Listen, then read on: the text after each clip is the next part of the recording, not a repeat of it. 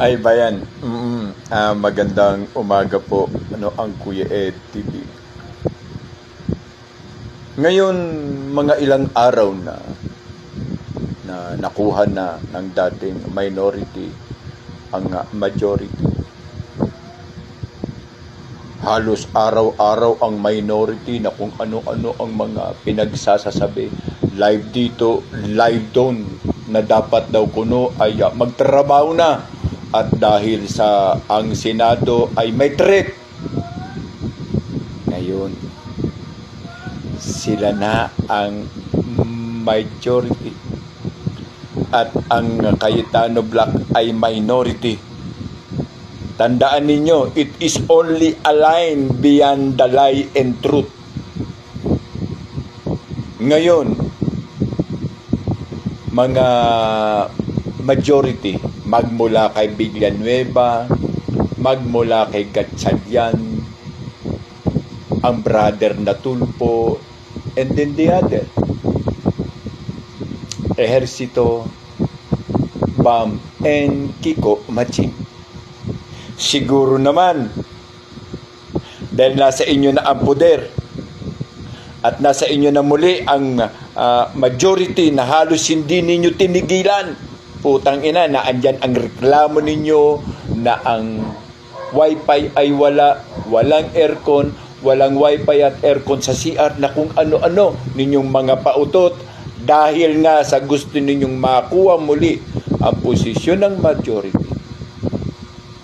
Ngayon, nais naming makita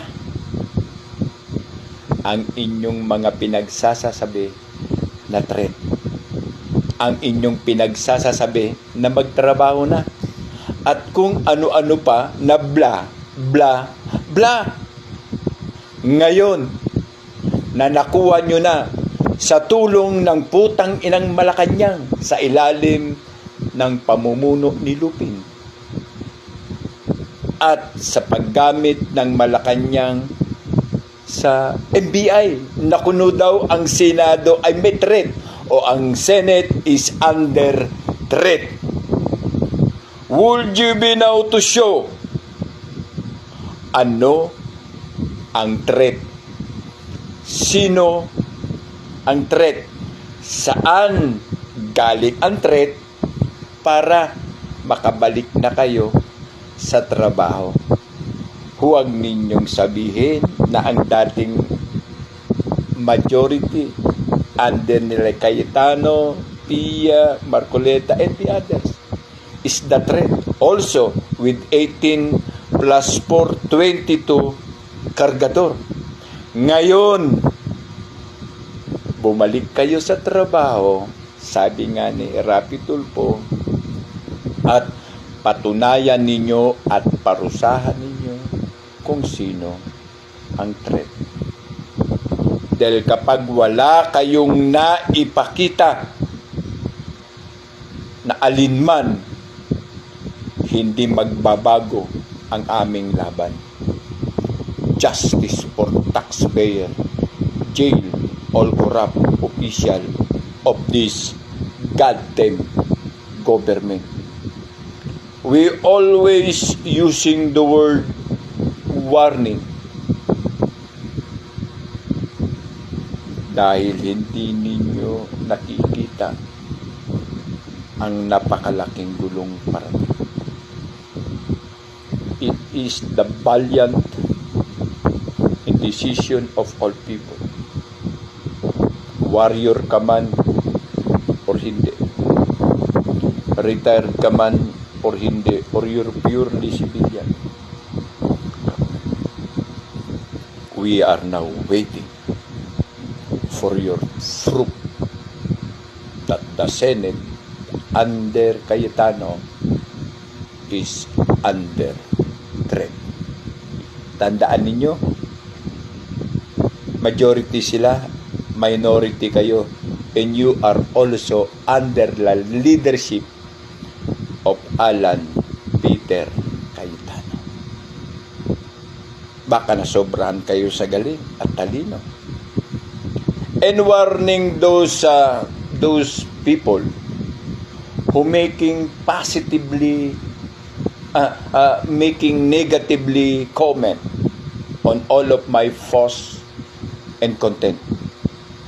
And especially those people who very eager to move or to decide today for a people revolution. Warning you all, ang social media ay pugad ng mga demonyo. Nandito lahat ang mga ahas, aso, hudas at taksil. Dito sa social media, nag-aantay lang sila, emphasizingly kung kailan gagalaw ang sambayanan at agad-agad silang magre-react. At kayo naman ng aming mga kababayan, nagalit na makuha natin ang ating minimiting karapatan, justice. Maging kalmado kayo sa paggawa ng inyong mga komento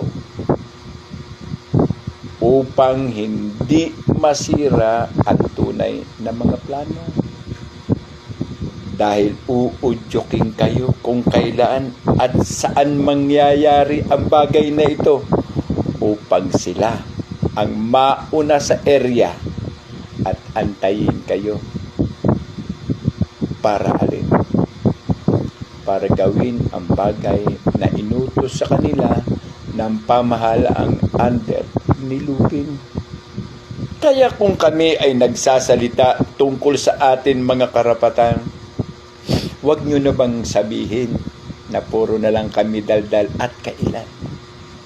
Dahil kayo ang aming hinahanap, losing the right puzzle to decide. Tandaan ninyo,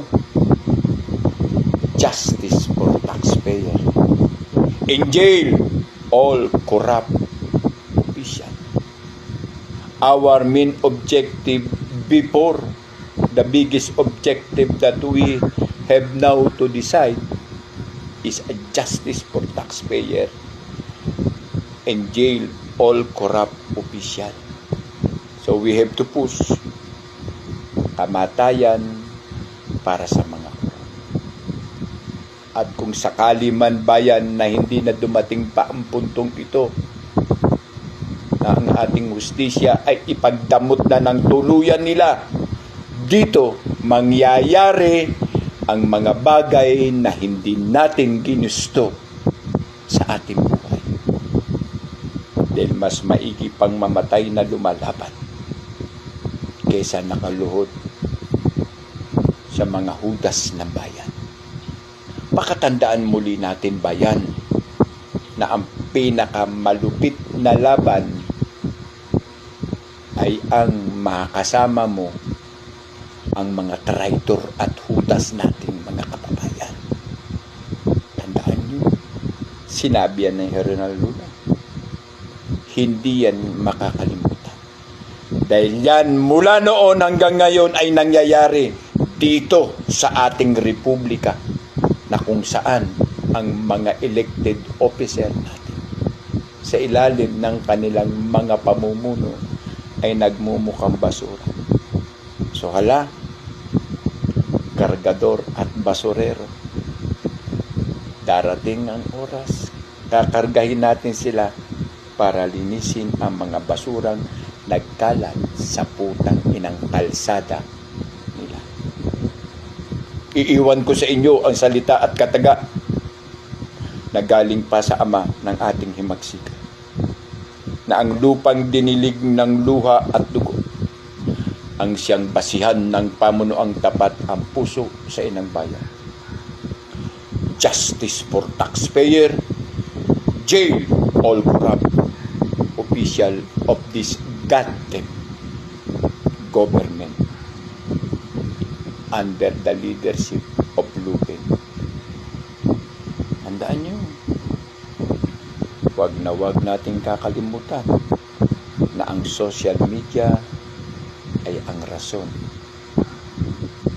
para malaman kung ikaw ay kasama nila o ikaw ay para sa katotohanan.